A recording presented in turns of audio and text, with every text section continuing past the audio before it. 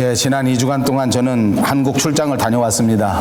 한국에 가보니 무더운 여름 날씨가 다 지나가고 확실한 가을 날씨를 보여주고 있었습니다. 하늘은 높고 푸르고 깨끗하고 정말 아름다운 우리 대한민국 조국을 다시 한번 볼 수 있었습니다. 그런데 이제 너무 안타까운 것은 지난 주간에 다시 북한에서 아주 큰 핵실험을 하는 바람에 모든 사람들이 아주 긴장하는 빛이 역력하고 또 무언가 뒤숭숭하면서 모든 사람들이 불안해하는 그런 것을 보면서 무거운 마음을 가지고 귀국하게 됐습니다. 모쪼록 우리 조국 그리고 두고 온 우리 가족들을 위해서 열심히 기도하시는 여러분들이 다 되시기를 바랍니다. 또 그동안 제 출장을 위해서 담임 목사를 위해서 교회를 위해서 기도해 주시고 또 교회를 잘 지켜주신 여러분들께도 깊은 감사의 말씀을 드립니다. 우리가 강의하는 이 히브리서는 편지입니다. 안타깝게도 이 편지를 누가 썼는지는 확실하게 밝혀지지 않습니다. 다만 받는 사람들에 대해서는 학자들이 조금 더 많이 연구를 해서 일부나마 알 수 있게 되었습니다. 이 히브리서는 로마 교회에 속해 있던 가정교회 보낸 편지인데 유대교에서 다시 기독교회로 이렇게 바뀌어진 사람들이 몇몇 사람들이 모여서 만든 가정교회, 그 교회에 보낸 편지라고 추정할 수 있습니다. 이 가정교회 사람들은 본래 유대교를 믿는 사람들이었는데 그들이 기독교인이 된 것입니다. 기독교인이 되었지만 아직도 자기들이 전에 믿었던 유대교에서 완전히 벗어나지는 못한 것 같습니다. 유대교의 전통에 사로잡혀서 그 신앙이 자라나지 못하고 과거의 유대교에서 완전히 돌아서지 않았기 때문에 이런저런 문제점이 교회 안에 나타나게 된 것입니다. 과거의 생활에 집착하고 과거의 죄된 생활에 더더욱 빠져 있었기 때문에 그들의 신앙은 자라나지 못하고 성숙하지 못하는 것은 너무나 당연한 일입니다. 그것뿐만이 아니라 이때 당시에 로마라고 하는 국가가 이 기독교에 대하여 엄청난 박해를 하고 있었습니다. 그러니까 과거에 믿었던 유대교로서부터 완전히 벗어나지 못한 어려움이 있었고 또 다른 어려움은 로마 정부가 기독교를 철저하게 박해했다는 사실입니다. 이렇게 본문에서는 이중으로 어려움을 당한 이 기독교인들에게, 이 그리스도인들에게 어떻게 하면 믿음을 지킬 수 있을 것인가, 어떻게 하면 믿음을 간직할 수 있겠는가 하는 비결을 우리에게 가르쳐 주는 것입니다.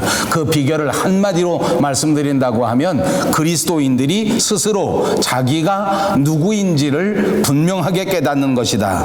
그러니까 이 어려움 속에서 그리스도인으로서 살아갈 수 있는 비결은 자기 정체성을 확립하는 것이다, 그 말입니다. 우리 그리스도인들의 정체성이 무엇입니까? 그것도 한마디로 말씀드릴 수 있습니다. 그것은 바로 순례자입니다. 예수를 믿는 사람들은 이 땅에 태어나서 영원한 나라, 하나님이 약속한 영원한 안식을 향하여 걸어가는 순례자, 그것이 우리의 정체성인 것을 믿으시기를 바랍니다. 저와 여러분 모두가 그렇습니다. 이 땅에서 예수님 앞에 부름을 받아 그리스도인이 되었고 이제부터는 주님을 다시 만나는 그때까지, 하나님의 나라 천국에 이르르는 그때까지 계속해서 그 믿음의 삶을 걸어가는 순례자인 것입니다. 이 순례자의 길을 걸어가는 동안 결코 흔들리지 않으면 반드시 하나님의 약속의 땅에 이르르게 되고 축복의 땅에 이르르게 될 줄로 믿습니다. 그러나 만약 흔들리시고 좌로나 우로나 치우치게 된다면, 만약 뒤돌아서 가버린다고 하면 결단코 하나님의 나라, 약속의 나라에 도착하지 못합니다. 우리가 강의하는 이 히브리서의 강조점이 있다고 하면 그것은 바로 율법과 복음을 대조하는 것입니다.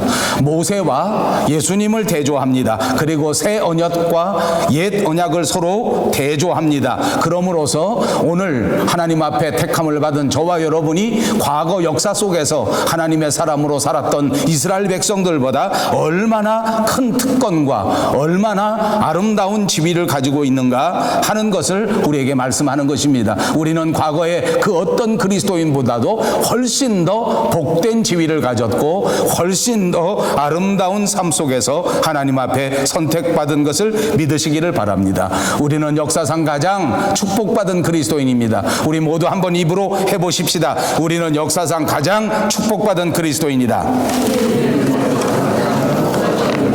그렇습니다. 기독교의 역사를 보니까 오늘 살아가는 우리들처럼 그렇게 큰 특권을 가지고 그렇게 아주 귀하게 행복하게 신앙생활을 할 수 있는 사람들은 역사상 없었단 말입니다. 그 말은 무엇을 의미하는지 압니까? 그만큼 우리에게 주어진 책임도 또 크다는 것을 강조하는 것입니다.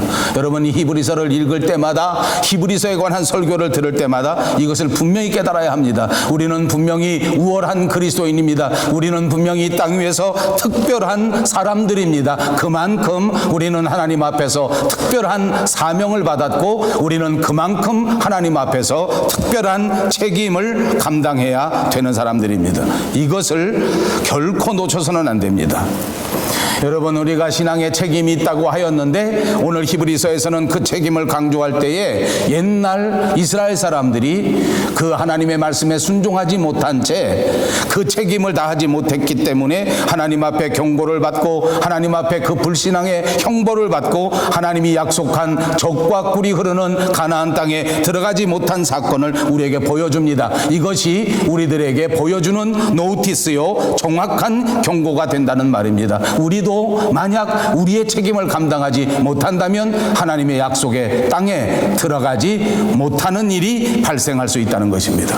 본문 1절을 다시 보십시오. 오늘 본문 1절을 시작할 때에 우리에게 말씀하시기를 두려워할지니 라고 시작하고 있습니다. 그러므로 우리는 두려워할지니 그의 안식에 들어갈 약속이 남아있을지라도 너희 중에는 혹 이르지 못할 자가 있을까 함이라.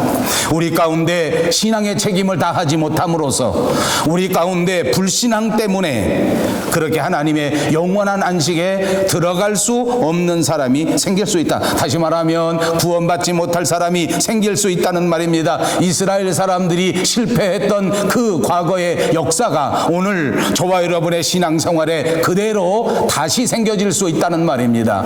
그러므로 오늘 히브리서에 나오는 이스라엘 사람들의 실수는 곧 우리들의 실수가 될 것이요, 그 이스라엘의 실패가 오늘 우리의 실패가 되지 않도록 분명하게 깨닫고 두려워하면서 그렇게 신앙의 삶을 살아가야 한다고 말씀하는 것입니다. 실패하는 원인은 무엇입니까? 2절에 말합니다. 그들과 같이 우리도 복음 전함을 받은 자이나 들은 바 그 말씀이 그들에게 유익하지 못한 것은 듣는 자가 믿음과 결부시키지 아니함이라. 하나님께서 하신 말씀에 우리가 믿음으로 결부시키지 않았다. 이것이 우리가 실패하는 이유가 된다. 믿음으로 결부시킨다는 말입니다. 결부시킨다는 말은 무슨 말입니까? 서로 섞는다는 말입니다. 서로 합친다는 말입니다. 하나님의 말씀에 우리의 믿음을 합친다는 것입니다. 하나님의 말씀에 우리의 믿음을 혼합한다는 말입니다. 하나님께서 주시는 은혜에 우리가 반응한다는 말씀인 줄로 믿습니다.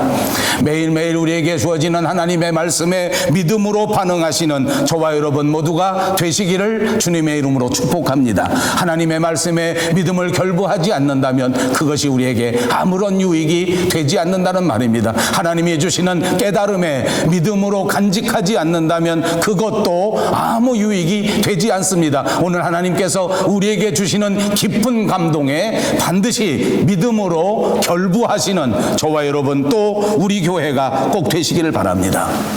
이 말씀은 우리가 신앙생활할 때 우리에게 책임이 있다는 말입니다. 이 말씀은 우리가 신앙의 삶을 살아갈 때 반드시 지켜야 할 우리의 할 일이 있다는 것입니다. 믿음으로서 이 모든 신앙의 삶을 결부시킨다. 결부시키지 않으면 유익을 얻지 못한다. 우리가 교회에 와서 매일 설교를 듣습니다. 말씀을 듣습니다. 그런데 그 말씀을 단순히 귀로만 듣고 그 말씀을 통하여 지식을 쌓는 것으로 그친다고 하면 그것으로는 충분하지 않습니다. 거기에 반드시 나의 믿음을 결부시켜야 합니다. 나의 믿음을 합해야 합니다. 나의 믿음을 혼합하여 섞어야 합니다. 그래야 그 말씀이 나의 말씀이 되고 그 말씀을 유지하는 자가 하나님이 약속하신 그 큰 구원에 이르게 되는 줄로 믿습니다. 여기서 꼭 우리가 기억하여야 할 것이 있습니다. 이렇게 내 믿음을 강조하다 보니까 혹시나 어떤 사람들은 이렇게 말합니다. 하나님은 우리를 선택하시고 우리는 하나님을 믿어서 그러니까 하나님과 우리가 서로 협력해서 구원을 이루는 것이다. 소위 신학적으로는 이것을 신인협력설이라고 하는데 중세 교회 한때에 이런 이단이 크게 퍼친 적이 있습니다. 여러분, 오늘 제가 설교하는 이 본문의 내용이 과연 이렇게 하나님과 사람이 서로 협동해서 구원을 이루는 것을 말하고 있는 것인가, 이렇게 생각하는 사람들이 있을지 모릅니다. 물론 믿어야 구원을 받습니다. 물론 내가 믿어야 합니다. 남이 대신 믿어주는 것이 아니란 말입니다. 그럼에도 불구하고 내가 믿으면 구원받지만 내가 믿지 아니하면 구원받지 못하지만 그럼에도 불구하고 하나님과 사람이 서로 협력하는 것은 아닙니다. 그러므로 신인협력설은 분명히 틀린 교리입니다. 이것을 어떻게 설명할 수 있는가 하면 이렇게 설명할 수 있습니다. 분명히 내가 하나님을 믿는 것이지만 그러나 인간이 스스로의 힘과 스스로의 의지로 하나님을 믿을 수는 없다는 것입니다. 어느 누구도 자기 스스로 하나님을 믿을 수 없습니다. 절대 불가능합니다. 아담 이후의 모든 인간들은 그 마음이 타락하고 그 마음이 부패했기 때문에 온통 하나님을 대적하고 하나님에 대한 적개심으로 가득 차 있습니다. 이상하게도 사람의 마음은 타락했기 때문에 하나님을 싫어합니다. 이상하게도 사람들은 그 마음에 하나님 알기를 거절합니다. 이상하게도 하나님을 싫어합니다. 인간 스스로의 힘으로는 결코 하나님을 믿을 수도 없고 하나님을 믿지도 않습니다. 결국 하나님의 놀라우신 은혜가 그 마음속에 임할 때 마음이 열리고 하나님을 받아들이게 되는 줄로 믿습니다. 그러므로 이것이 본문 12절 13절에 자세하게 나타나 있습니다. 12절 말씀을 보십시오. 하나님의 말씀은 살아있고 활력이 있어 좌우의 날선 어떤 검보다도 예리하여 혼과 영과 및 관절과 골수를 찔러 쪼개기까지 하며 또 마음의 생각과 뜻을 판단하나니 13절 지으신 것이 하나도 그 앞에서 나타나지 않음이 없고 우리의 결산을 받을 이의 눈앞에 만물이 벌거벗은 것 같이 드러나느니라. 믿음은 결국 하나님이 주시는 것이요, 믿음은 결국 하나님의 선물인 줄로 믿습니다. 내가 믿은 예수님이 아니라 나를 붙잡으신 예수님이신 줄로 믿습니다. 여러분의 인생을 붙잡으시고 여러분의 삶을 붙잡으시고 여러분의 가정을 붙잡으신 우리 주 예수 그리스도 앞에 더더욱 순종하시고 더더욱 충성하시는 여러분들이 꼭 되시기를 바랍니다. 그렇습니다. 그래서 구원은 내가 믿느냐 내가 믿지 않느냐 하는 것의 싸움이 아니라 하나님께서 택하셨는가 그렇지 아닌가 하는 것에 전적으로 달려 있다는 말씀입니다. 예수님께서는 우리에게 말씀하시기를 청함을 받은 자는 많지만 택함을 받은 자는 적다, 이렇게 말씀하신 적이 있습니다. 얼마나 깊은 철학이 있는지 모릅니다. 얼마나 심오한 깊이가 있는 말씀인지 모릅니다. 똑같이 말씀을 듣고 똑같이 설교를 들어도 어떤 사람은 믿음으로 반응하고 또 어떤 사람은 한 귀로 듣고 한 귀로 흘려버립니다. 왜 그런지 아십니까? 청함과 택함의 차이인 것입니다. 택함 받은 자에게만 하나님의 말씀이 깨닫게 되는 역사가 있는 것입니다. 택함 받은 자에게만 그 말씀이 우리 마음 속에 우리 심령 속에 들어와 간직될 수 있는 성령의 역사가 있는 줄로 믿습니다. 하나님의 말씀을 깨닫게 해주십니다. 하나님의 말씀을 간직하게 해주십니다. 하나님의 은혜가 있을 때 이런 역사가 일어나는 줄로 믿습니다. 그러므로 사랑하는 여러분 모두가 하나님의 은혜가 충만하셔서 여러분에게 전해지는 이 모든 말씀 한마디도 땅에 떨어지지 아니하고 여러분의 심령밭에 떨어져서 30배, 60배, 100배 아름다운 성령의 열매를 맺으시기를 주님의 이름으로 축복합니다. 그렇습니다. 그러므로 믿음은 바로 우리가 믿는 것이지만 그 믿음조차도 하나님의 은혜로 주어지는 것입니다. 하나님이 믿음을 주셔야 믿을 수 있다, 그 말입니다. 여러분, 여기서 우리가 또 피해야 될 것이 있습니다. 하나는 우리가 세상에 살면서 내 힘과 내 의지로 믿으려고 하는 것입니다. 말씀드린 것처럼 내 힘과 내 의지로 믿음이 생겨지는 것은 아닙니다. 오직 성령님의 은혜로 하나님의 말씀을 믿고 하나님을 신뢰할 수 있는 것입니다. 두 번째로 우리가 피해야 될 일은 믿음은 은혜로 주어지는 것이니까 우리는 아무것도 하지 않고 가만히 기다리기만 해야 되겠다 하는 태도입니다. 여러분, 오늘 본문을 보십시오. 내가 안식의 땅에 들어가지 못하는 것은 하나님에게 책임이 있는 것이 아니라 내가 믿음으로 결부시키지 아니했기 때문이다, 이렇게 지적하고 있습니다. 우리의 책임이 있다는 말입니다. 믿음은 말씀을 들음에서부터 나는 것입니다. 그러므로 날마다 말씀을 들어야 하는 것입니다. 기도 이외에는 다른 어떤 방법이 없는 것입니다. 그러므로 우리는 날마다 하나님 앞에 간절히 기도해야 합니다. 성령님께서 내게 은혜를 주시도록, 하나님께서 내 마음을 열어주실 수 있도록, 하나님께서 나로 하여금 깨닫게 하시도록 그렇게 날마다 기도하시는 여러분들이 꼭 되시기를 바랍니다. 말씀을 들을 때마다 간절히 하나님 앞에 기도합니다. 이 말씀이 내 마음속에 역사할 수 있도록 성령이여 우리 마음속에 오셔서 우리의 마음을 조명하여 주시옵소서. 그렇게 간절히 기도할 책임이 저와 여러분에게 있다는 말입니다. 매일매일 삶을 살아가면서 날마다 기도하는 여러분 되시기를 바랍니다. 날마다 하나님의 말씀을 가까이 하고 그 말씀을 묵상하고 그 말씀을 배우기에 최선을 다할 수 있는 저와 여러분들이 되시기를 바랍니다. 이제 가을입니다. 가을은 독서의 계절입니다. 이 가을에 다시 한번 하나님의 말씀 성경책을 펴들고 이 말씀 가운데 깊은 기도와 더불어 이 말씀을 묵상하신다면 성령께서 우리의 마음에 다시 한번 큰 은혜를 주셔서 그 말씀을 깨닫게 하고 그 말씀을 붙잡을 수 있게 하고 믿음과 결부시킨 그 믿음 때문에 하나님이 기뻐하시는 위대한 역사가 반드시 일어날 줄로 믿습니다. 이 말씀을 마음에 새기십시오. 이 경고의 말씀을 날마다 간직하십시오. 그래서 날마다 말씀에 집중하시고 그 말씀에 따라 은혜에 집중하시고 그리고 그 말씀에 따라 하나님 앞에 회개하고 돌이켜 믿음의 삶을 살아갈 수 있는 저와 여러분, 우리 교회가 꼭 되어야 합니다. 마지막 시대가 이르를수록 이와 같이 믿음에 집중해야 한다는 말입니다. 마지막 때가 임할수록 이토록 깊은 은혜에 들어가는 저와 여러분이 되어야 될 줄로 믿습니다. 오늘 3절에는 하나님의 영원한 안식에 대하여 분명히 설명해 줍니다. 3절 말씀을 다시 보십시오. 이미 믿는 우리들은 저 안식에 들어가는도다. 그가 말씀하신 바와 같으니 내가 노하여 맹세한 바와 같이 그들이 내 안식에 들어오지 못하리라 하셨다 하였으나 세상을 창조할 때부터 그 일이 이루어졌느니라. 4절입니다. 제7일에 관하여는 어딘가에 이렇게 일렀으되 하나님은 제7일에 그 모든 일을 쉬셨다 하였으며 5절 말씀에 또 다시 거기에 그들이 내 안식에 들어오지 못하리라 하였으니 6절에는 그러면 거기에 들어갈 자들이 남아있거니와 복음 전함을 먼저 받은 자들은 순종하니 아니함으로 말미암아 들어가지 못하였으므로. 여기 보면 하나님의 안식이 나옵니다. 그 하나님의 안식이라고 하는 것은 하나님께서 이 세상을 6일 동안 창조하시고 그 7일째에 쉬신 것을 의미하는 것임을 알 수가 있습니다. 그런데 하나님께서는 하나님만 쉬신 것이 아니라 정말 은혜롭게도 이 영원한 안식에 저와 여러분들도 초청해 주셨습니다.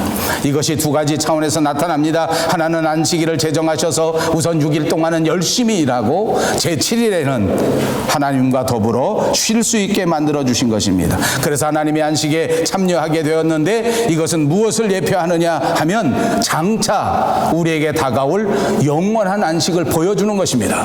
우리가 이 세상에서 끝까지 살아갈 것이 아니라 우리는 하나님의 영원한 안식에 들어간다. 이것이 두 번째 국면입니다. 6일 동안 일하시고 7일 동안 영원의 안식에 들어간 것처럼 우리는 이 세상에서 끝까지 영원히 살아가는 것도 아니고 이 세상에서 끝까지 영원히 일하는 것이 아니라 마지막 때 이 모든 세상 일을 마치고 영원한 안식이라고 하는 최종 목표에 도달할 때가 있다는 것입니다. 여러분이 사실을 매일 주일마다 하나님 앞에 예배를 드리면서 이것을 다시 깨닫습니다. 이것을 다시 기억합니다. 그리고 일주일 만에 다시 교회 나와 오늘 영원한 안식, 영원한 소망이 있다는 것을 바라보시고 새로운 희망과 새로운 소망을 갖게 되는 것입니다. 우리가 세상에서 살아가면서 잘못된 삶의 목표를 가졌다면 주일마다 하나님의 말씀으로 다시 우리의 삶의 목표를 수정해 나가는 것입니다. 고쳐 나가는 것입니다. 하나님의 말씀에 맞추어 나가는 것입니다. 목표점을 계속해서 수정해 나가고 목표점을 계속해서 교정해 나간다면 우리의 삶을 마치는 그때에 우리는 하나님이 기뻐하시는 사람이 될 수 있습니다. 왜냐하면 우리가 일주일 동안 세상에 살아갈 때 나도 모르게 세상에 빠지게 되기 때문입니다. 우리가 일주일 동안 세상에 살아갈 때 하늘을 바라보지 못하고 세상만 바라보고 땅만 바라보고 돈만 바라보고 살았기 때문에 우리는 주일마다 우리의 목표를 새롭게 하는 것이 반드시 필요합니다. 모든 일을 내려놓고 교회 나와 하나님의 말씀을 드립니다. 모든 생각을 접어놓고 하나님 앞에 예배를 드리는 것입니다. 온전히 하나님 앞에 예배 드리면서 우리의 삶의 목표를 다시 한번 생각해 보자는 것입니다. 우리가 과연 무엇을 위하여 살아가고 있는 것인가? 우리는 과연 어떤 목표점을 향하여 걸어가고 있는 것인가? 내가 과연 하나님이 기뻐하시는 삶을 살고 있는가? 언젠가는 이 모든 세상 일에서 벗어나 하나님이 약속하신 영원한 안식에 들어갈 날이 있다는 것을 다시 깨닫게 되는 것입니다. 여러분, 만약 우리에게 예배가 없다면 우리는 이것을 잊어버리게 됩니다. 만약 우리가 예배가 없다면 우리의 삶의 목표점은 많이 엇나갈 수밖에 없습니다. 그러면 어떻게 되는지 아십니까? 이 세상 살면서 세상의 노예가 됩니다. 돈의 노예가 돼서 팔려다닙니다. 형제도 눈에 보이지 않습니다. 부모도 눈에 보이지 않습니다. 오직 돈만을 쫓아가는 처량한 신세가 되고 맙니다. 자기 자신의 욕망의 노예가 됩니다. 세상 살면서 자기 쾌락만을 위해서 살아가는 삶의 모습을 보이게 된단 말입니다. 그러나 여러분, 우리에게 영원한 소망이 있습니다. 우리에게는 영원한 안식이 있습니다. 우리에게는 하나님이 약속하신 하나님의 나라가 있습니다.